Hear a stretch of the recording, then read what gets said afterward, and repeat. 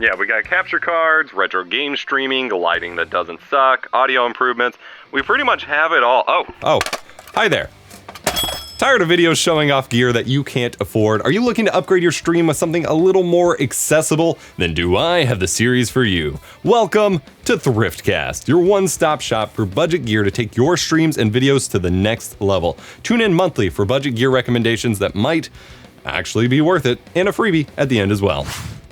Eventually, almost every streamer or content creator has a use for a capture card at some point in their career. You can use them to improve your camera presence by upgrading your webcam to a mirrorless, DSLR, or even a cheap old camcorder like what I'm doing now. This may be technology from the early 2000s, but it generally looks nicer than most webcams you can get today. You can use them to capture separate PCs for dual PC streaming, PowerPoint presentations, co-op gaming, or to capture your favorite game console. But capture cards are expensive, right? Wrong! If you're on a super low budget, there are a gamut of cheap $3 to $25 options on Amazon and AliExpress, and they're basically all the same hardware. They'll claim to be USB 3 sometimes. They'll claim to support 60 FPS, but generally, they don't really. They use low power chips that can't really handle what's being thrown at them and lossy MJPEG encoding. But as we discovered in my second look at the Sony ZV-1, it still beats out the quality out of the native USB output of a lot of more expensive cameras today, so I generally just recommend creators pick up a few over time to have them on hand. If you want something more reliable and with uncompressed quality, the EVGA XR1 Lite is a beast. It supports USB 3 with the Type-C connector, it provides lag-free HDMI pass-through, and lets you play in 4K 60 while capturing 1080p 60 or lower. It's pretty low latency and works plug and play with OBS. This is great for cameras, PCs, gaming systems. It won't support 1440p or high refresh rate stuff. You'll have to spend a little more for that, but that's fine. EVGA's pricing does fluctuate a bit all over the place, so it can be had for as expensive as $80, but it's been on sale frequently for as cheap as $45. So keep an eye on pricing or use the Keep Up browser extension to see the price history to see if you're actually getting a good deal or not. That's not sponsored, it's just what I use. If you are gaming on console and you want to interact with or capture your voice chat while playing, Elgato's ChatLink Pro makes this super easy for just $20. This plugs into your console controller and allows you to connect a gaming headset, or you can split out the line out and headphone input of another mixer or audio device, and then it plugs into either a capture card with a line-in jack or your computer's blue line-in jack on your motherboard. What this lets you do is use your existing gaming headset or microphone both to record with your captured footage and to send to your console's voice chat, and while also being able to record that console's voice chat. It is super clutch. Hey, there's another cactus! I finally found another cactus. Amazing. It is not cactus, it is Pickle Man. It is Pickle Man, you are correct. That was a test. You passed. A plus. They recognized me. Maybe.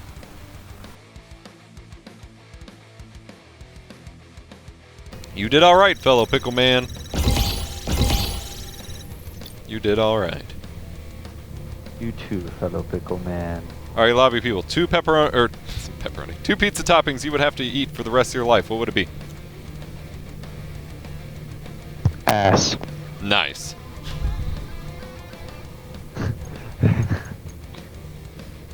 God damn it.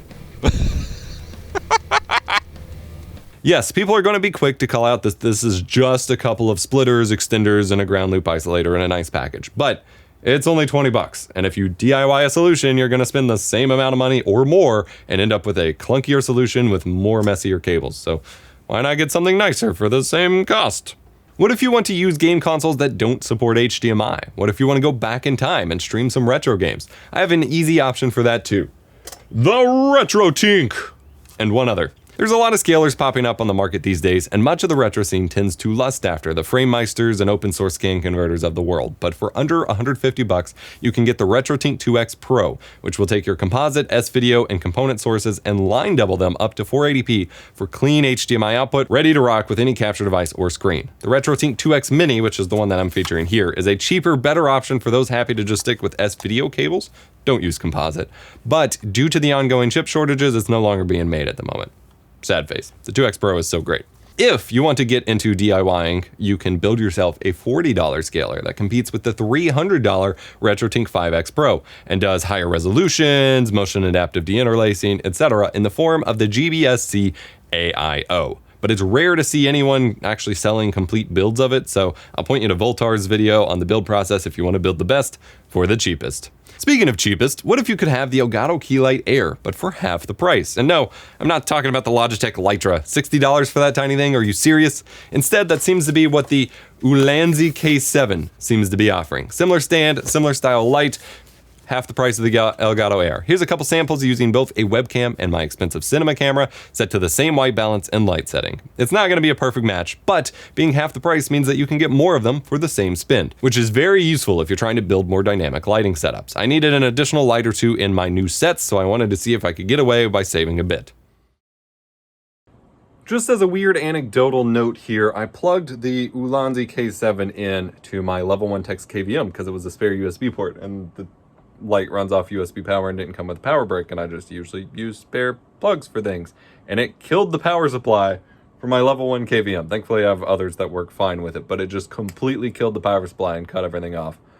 This thing draws a lot of power, so just be a little careful with what you plug it into. Another awesome value if you're on a budget here with this video is our bundle with CuriosityStream and Nebula. If you want more content from me to learn how to optimize your streams, to learn how to build and DIY stuff for yourself, and lots of workshop content, as well as an upcoming DaVinci Resolve course, you can find all of that over on Nebula, and you can sign up for Nebula with our CuriosityStream bundle. Nebula is my own video streaming site I built with my creator friends. My videos are higher quality there, ad-free, and we have a lot of exclusive content coming up. CuriosityStream saw what we were doing over there and wanted to partner up. CuriosityStream has a library of thousands of entertaining and documentary titles, and they wanted to form a power alliance with Nebula to create an awesome bundle to where when you sign up for CuriosityStream at the link in the description down below, you get access to CuriosityStream and you get access to Nebula. Both sites for the price of one. So you get all of Nebula's awesome creators and the thousands of titles up on CuriosityStream, including Skylab, a documentary about NASA's first space station before the International Space Station.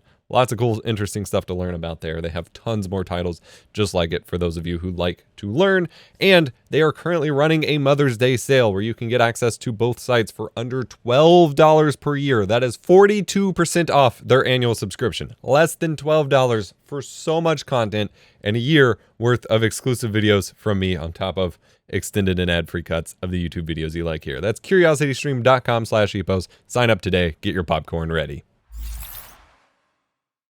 So many audio gear recommendations say that you need a CloudLifter for your microphone, but it costs almost as much or more than your microphone. What even is a CloudLifter anyway? A CloudLifter is just one model of a product called a mic activator, which takes phantom power and uses that to generate additional gain for your microphone. It's basically a preamp before your preamp. It's a pre-preamp. Most mics do not need this, but some gain-hungry microphones like the Shure SM7B, Rode PodMic, and Electrovoice RE20 can see a benefit from it if you use a cheaper audio interface. These days, however, you can get audio interfaces that power these mics cleanly without a mic activator for the same price or cheaper than the CloudLifter itself. But if you're someone who got a mic like the Rode PodMic, for example, and you just want a little bit more juice out of it, you can get the exact same product as the CloudLifter for a mere $35. This is the Clark Technic C1. It's the exact same concept, has basically the same hardware as the CloudLifter. It takes 48 volts of phantom power and gives you an additional 25 decibels of gain to your dynamic microphones. Much like the CloudLifter, this will not work with condenser mics as phantom power is not passed through. You would need the Fethead Phantom for that. But for $35, you can get the same functionality and cleanly power your mic far cheaper than an audio interface upgrade. They also have a dual mic model for just $60. Wild. This is a microphone test using the Electrovoice RE20 with the Clark Technic C1. This is a microphone test. Test 1 2 3. This is a microphone test using the Electrovoice RE20 and the CloudLifter CL1. Test 1 2 3. Test 1 2 3. If anything, the CloudLifter might be a tiny bit louder, but they're normalized to the same levels here for you to see.